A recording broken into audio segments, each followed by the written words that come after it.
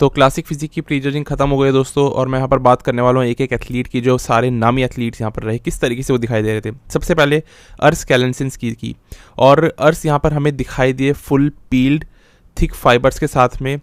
Chest उनकी काफ़ी ज़्यादा फाइबर पकड़ रही थी और स्ट्राइटेड ग्लूट्स थे। आमतौर पे अर्श के स्ट्राइटेड ग्लूट्स नहीं दिखते हैं। तो एक्चुअली में जो उन्होंने 15 पाउंड्स ऊपर बोला है ना कि मैं आ रहा हूँ, वो काफ़ी हद तक उसका नतीजा देखने को दिख रहा है उनकी फिजिक पे। वो दिख रहे हैं इम्प्रूव्ड, उनके आर्म्स दिख रहे हैं बड़े।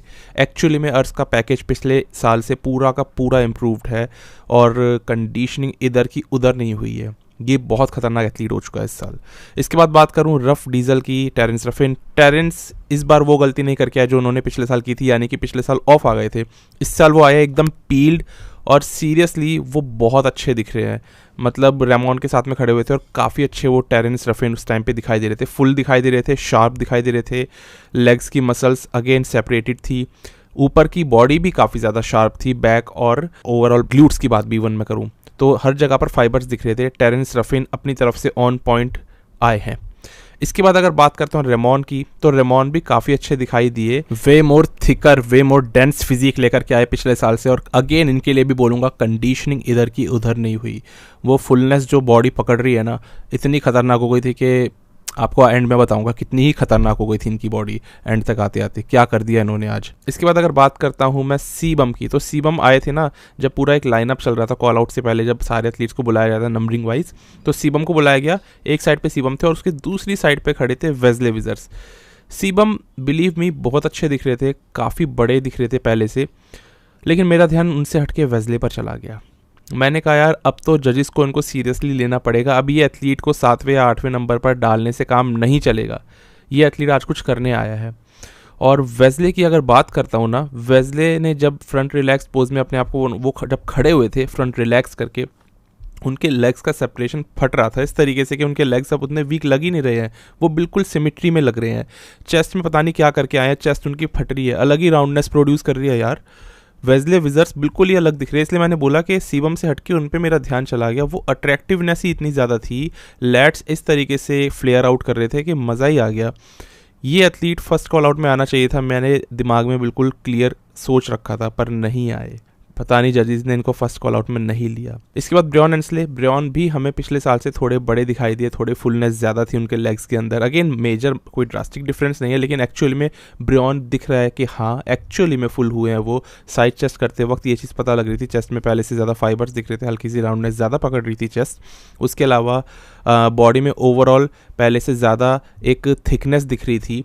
तो ब्रॉन ने भी साइज़ इंक्रीज़ करा है। ऐसा लग रहा है जितने भी एथलीट्स को ये साइज़ एडवांटेज मिला है सब ने बढ़ाया है। एलेक्स का नाम इसमें मैं लेता हूँ। एलेक्स जब दिखाई दिए तो वो भी काफ़ी फुल दिखाई दिए फ्रंट से, एब्स अच्छे थे, उनके लेग्स भी काफ़ी अच्छे दिखते हैं आगे से, लेकिन उनके पास में ग्लूट्स में फाइबर नहीं पड़ते, बैक भी उनकी वीक आती है। यहाँ पर एलेक्स कैम्ब्रिनो पीछे रह जाते हैं, और अच्छे खासे पीछे रह जाते हैं अगर इस तरीके से एकदम लेगिंग बॉडी पार्ट दिखाते हैं तो, क्योंकि फ्रंट और बैक का कोई तालमेल नहीं बैठता उनकी फिजिक में ज़्यादा अच्छा।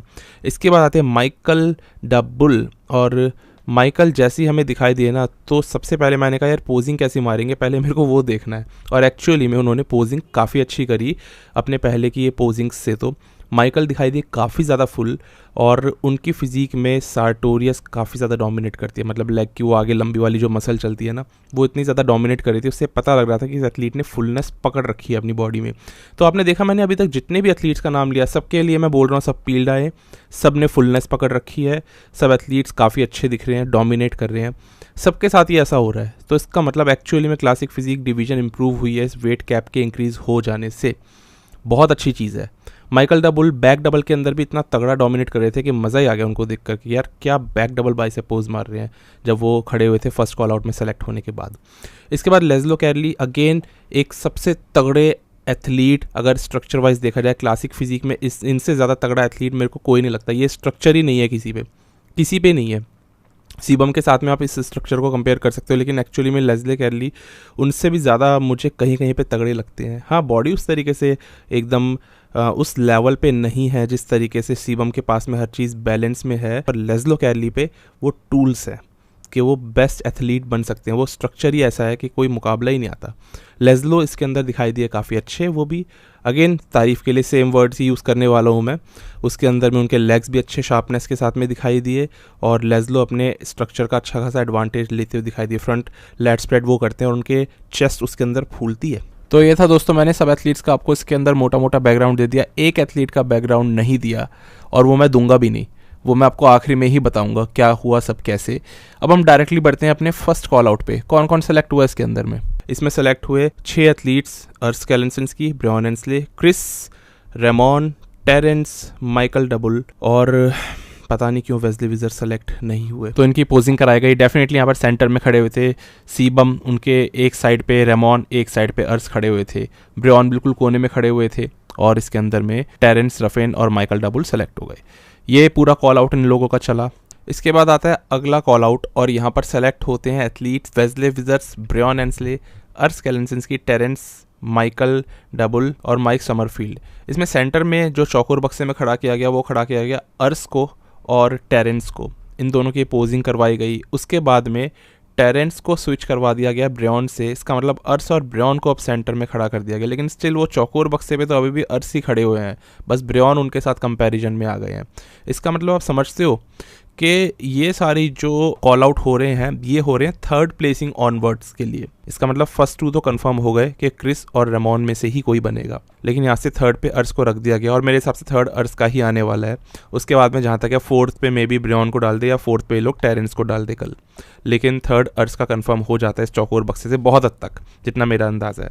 तो इस तरीके से पोजिंग करवाई गई। अगेन वेस्ले को एक साइड पे खड़ा रखा गया और यहाँ पर ब्रायन भी थे जो काफ़ी अच्छे से अपना बैक डबल बाइसेप हिट करके काफ़ी अपनी डोमिनेंस दिखाने की साजिश कर रहे थे।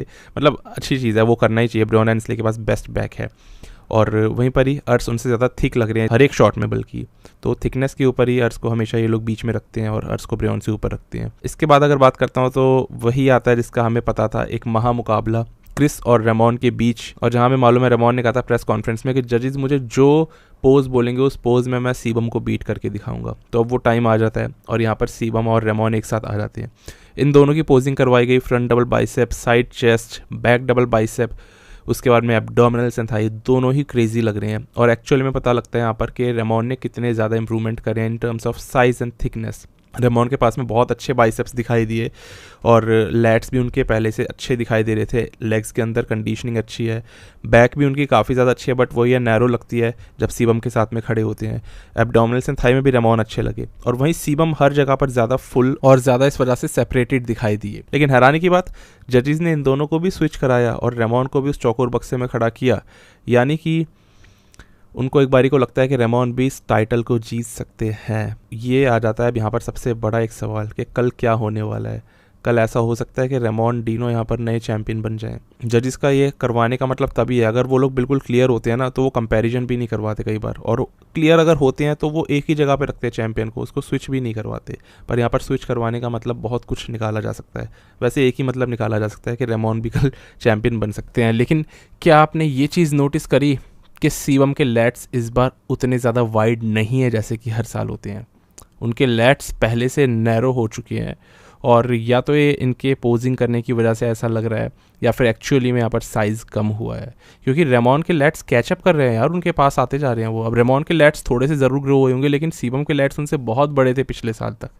लेकिन स्टिल मैं मानता हूँ सीबम अभी भी बहुत आगे हैं इनसे। सीबम के पास में कई सारे ऐसे शॉट्स हैं जो कि वन साइडेड अभी भी कर देंगे। इवन फ्रंट डबल बाइसेप को ही आप ले लो, साइड चेस्ट के अंदर वो फाइबर्स और वो थिकनेस जो डेल्स की है, चेस्ट में जो फाइबर्स पड़ रहे हैं सीबम के, रेमॉन वहीं पर ही खत्म हो जाते हैं। बैक डबल बाइसेप में रेमॉन के पास में ज़्यादा अच्छे ग्लूट्स में मास है, बट सीबम की बैक अगेन ज़्यादा विड्थ वाली है। उसके बाद में जो इनका एब्डोमिनल्स था, ये रेमॉन का भी बहुत अच्छा है, सीबम का भी बहुत अच्छा है, बट सीबम ज़्यादा हैवी लग रहे हैं यार उनसे देखने में, अभी भी वो ज़्यादा क्लासिक लग रहे हैं। तो ये हम सब ऑडियंस का ओपिनियन, लेकिन जजेस का क्या ओपिनियन है, उन्होंने क्लासिक में किसको स्कोरिंग पे ऊपर रखा है और किसको नीचे रखा है, ये अभी भी सरप्राइज़ है, हमें नहीं पता। बहुत लोग अभी इसी चीज़ के लिए हैरान रहे कि सीबम के लैट्स कैसे छोटे हो गए और रेमॉन इतना ज़्यादा कैसे पास आ गए इनके। देखो कंपैरिजन पिछले साल भी इन दोनों का हुआ है, पर इस साल ये बातें क्यों उठ रही है, क्योंकि इनको स्विच कराया जा रहा है। पिछली बार सीबम अपनी जगह पे खड़े हुए थे उस चौकोर बक्से पे, जजेस ने हिलाया नहीं था उनको, पर इस बार हिला के रेमॉन को लाने का ये क्या मतलब बनता है। तो इसके मतलब बन सकते हैं, इसके लिए पॉसिबिलिटीज़ निकाली जा सकती है कि रेमॉन भी उनको पसंद आ रहे थे। लेकिन स्टिल मुझे लगता है बमस्टड को उनका 5वां टाइटल मिलना चाहिए। मैं प्रिडिक्शन नहीं कर रहा हूँ, लेकिन मैं इतना तो मान के चलूँगा यार, ये डोमिनेटिंग फिजिक है सीबम की, रेमॉन डोमिनेट नहीं कर पा रहे। ये मेरा ओपिनियन है, आपका क्या ओपिनियन है नीचे ज़रूर लिखना दोस्तों। Classic physic done. अब हम बात करेंगे मेंस फिजिक डिवीजन की, लेकिन 12 बज चुके हैं। आज 5 वीडियोस का प्रॉमिस था और 5 वीडियोस देखो आ गई, तो छठी वीडियो आएगी लेकिन 12 बजे के बाद मेंस फिजिक की। तो अभी के लिए तो इतना ही था दोस्तों, अब मिलते हैं अगली वीडियो में।